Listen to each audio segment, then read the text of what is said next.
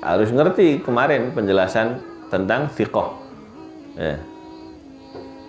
Salimul fi'li, orang thiqah yang salimul fi'li.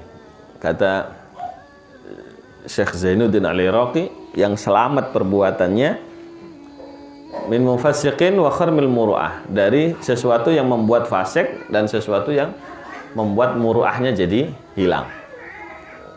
Yang ngerti kayak begini nih harus banyak istighfar ya. Kita ngajar-ngajar tapi masih fasik, muru'ahnya kurang. Ya, akhirnya nurnya ilmu, keberkahan ilmunya nggak begitu tampak. Nah, ini harus dihidupkan, kata guru kita ya, Sayyidil Habib Abu Bakar bin Ali Al-Masyhur, apa? Jilus salamah. Nah, ini generasi yang selamat, atau jilul adalah, generasi yang udul. Yarithu hadal ilma min kulli khalafin uduluh, yang bakal mewarisi ilmu ini dalam setiap zaman itu generasi-generasi yang adil. Generasi adil, adlur riwayah, yakni adlur riwayah syaratnya dua. Ya.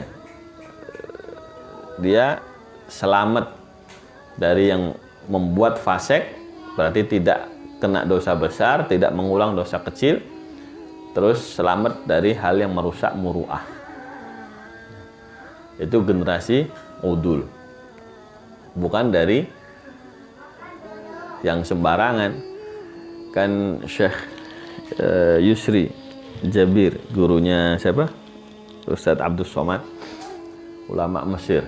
Syekh Yusri Jabir itu belajar sama Syekh Ahmad Siddiq Al-Ghumari, ya, ulama Maghrib. Syekh Ahmad Siddiq Al-Ghumari. Satu ketika beliau ada teman ulama mimpi ketemu Rasulullah. Begitu mimpi ketemu Rasulullah, beliau itu kepingin ditarik tangannya sama Rasulullah, pengen minta syafaat. Rasulullah lagi sibuk dalam mimpi. Habis selesai siapa? Itu pengen syafaat, minta saja kepada Ahmad bin Siddiq Al-Ghumari. Begitu bangun kaget, datang ke teman-temannya, ente kenal nggak Ahmad bin Siddiq Al-Ghumari? Nggak ada yang kenal, tapi Rasulullah kenal. Akhirnya dicari sampai diumumkan di majelis, ayo siapa yang kenal sama Syekh Ahmad Siddiq Al-Ghumari? Akhirnya udah ada ulama Maghrib. Di mana? Biasanya ngajar di kota ini, di masjid ini. Didatengin. Datang ke situ, subhanallah, yang ngaji 12 orang. Enggak banyak. Tapi yang Abu Sya'ar itu, yang apa? Wahabi, yang jenggotan, yang Ruwaibidah ini. Disebut dalam hadis, kata para ulama, Ruwaibidah itu Wahabi itu. Nggak punya guru, nggak punya sanad, nggak pernah duduk sama ulama, tapi ngajar, majelisnya full. Kalau majelisnya ustadz-ustadz Wahabi, masjid penuh sampai di jalanan gelar tikar. Yang ulama di zamannya, yang ahli hadis, wahafid, apal ini, apal itu, 12 orang yang ngaji. Ya, tapi diakui majelisnya sama Rasulullah. Ayo milih yang mana, Bang? Nah, ini cari masyayikh yang gitu, diakui secara zahiran wa batinan di zamannya. Siapa masyayikh di zamannya? Nah, itu akhirnya Syekh Yusri